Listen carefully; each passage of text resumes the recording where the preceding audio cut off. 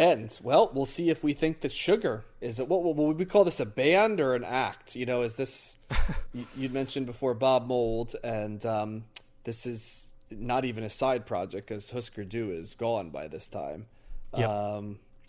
Yeah. Our first time covering them, like I said, we covered the single, which you absolutely know is the single on this album, Josh. It stands out as it's almost written for radio friendliness. Matt and I in that episode were just shocked that song wasn't a bigger hit. It just seems like... And we're talking about If I Can't Change Your Mind. Is that correct? The song? Yes. It was incredibly apparent to me when we got to that song, when I listened to it. Yeah. And you'd think to yourself, like, how in God's name was this not on the radio? Like, even Matt's like, oh, I knew this song, but it was like on a compilation tape of Bloody... And I'm like, how was this not like on the radio next to like Hey Jealousy and like, you know...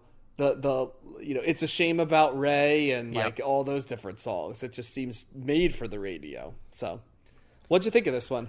Yeah, this is a band that I never knew, much like Husker Du. Only listened to it from the podcast, and I like this album quite a bit. I feel like it is melody mixed with noise rock and a little bit of feedback, and reminds me of a lot of rock that comes later on in the decade. I don't know if this is a progenitor even into like the early 2000s. I feel like a lot of rock bands kind of took the sound and ran with it. Well, and a lot of rock that came shortly before this too, I'd say. Like there's a lot of Pixies in this. Yes.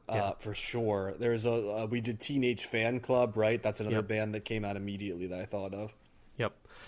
Yeah, those are good comparisons. Well, and that's probably why I responded so well to this album. I feel like there is a lot of pretty well-written, catchy songs on here.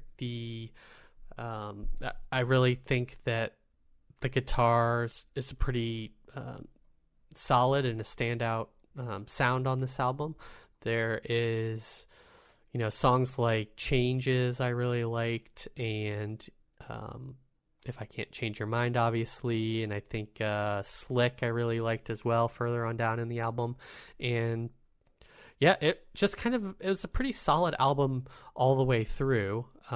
Interesting when in the song Hoover Dam that they added some synth to that.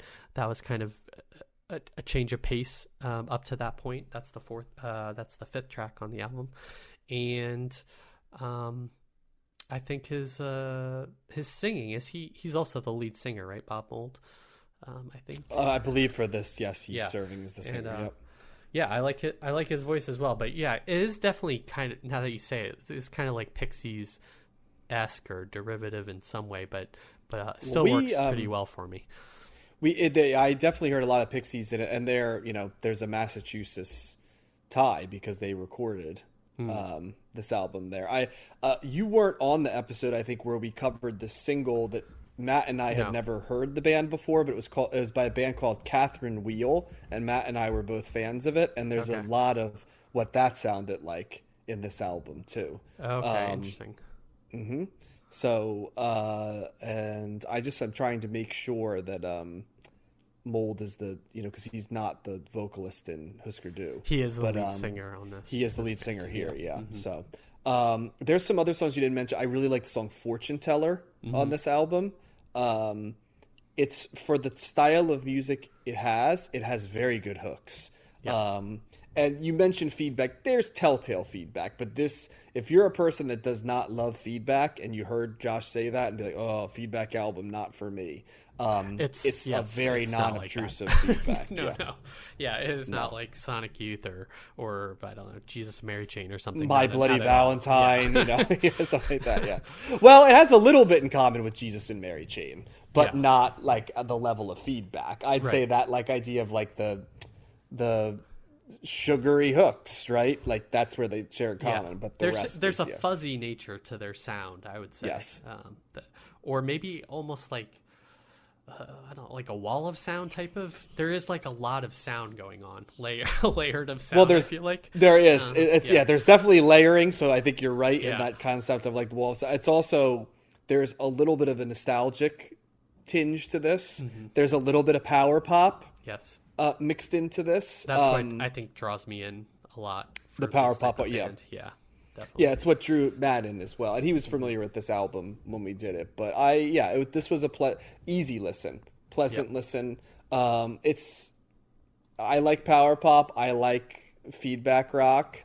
I like big hooks. So it's got a lot of things I like. I like the way it's melded together. I kind of said Husker Du, I thought were, maybe genius is too strong a word, but they were remarkably good at taking what would be abrasive music, and especially upon re-listens, you found like there's something very conventional about their abrasive compositions, which, I mean, to be able to make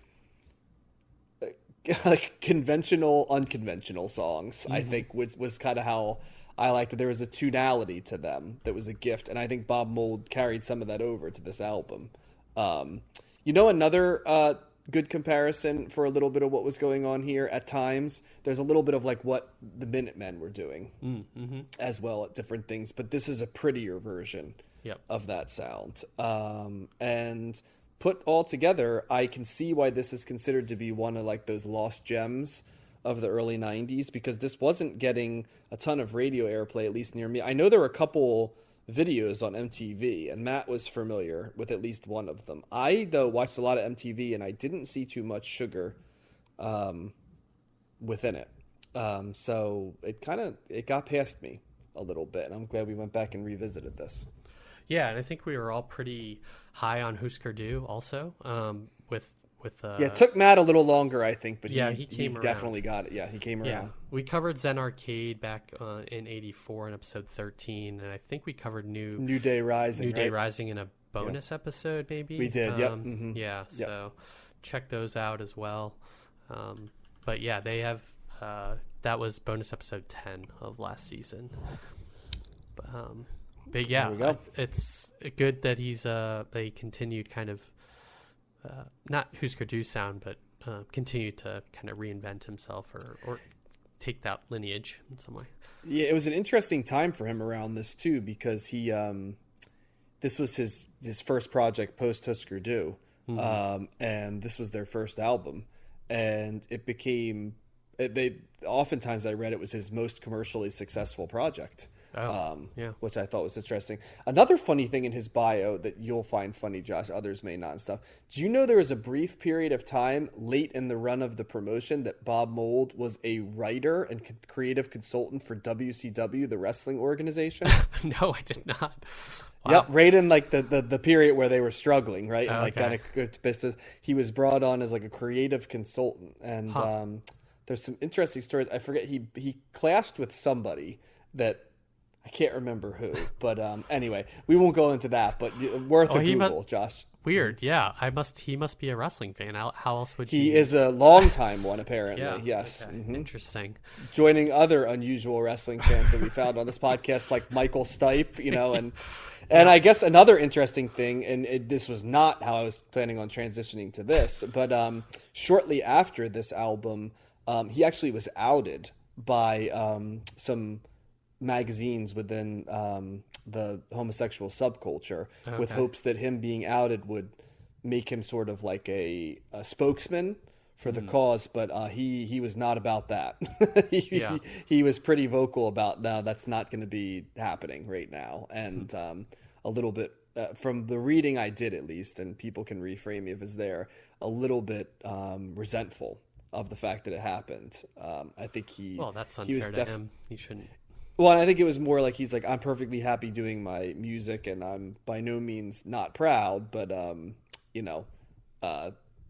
private, kind of guy. So So, but that came up when I was doing my research a couple different times, and I don't know how much it affects the art or anything like that, but it just seems like it led to like a little bit of a tumultuous time shortly after it. So, nice. Yep. And really, Sugar was gone before they were gone as quickly as they came along the way. But Bob Mould continued to do sort of solo projects throughout the 90s. So maybe one day we'll revisit him. Yeah, sounds good.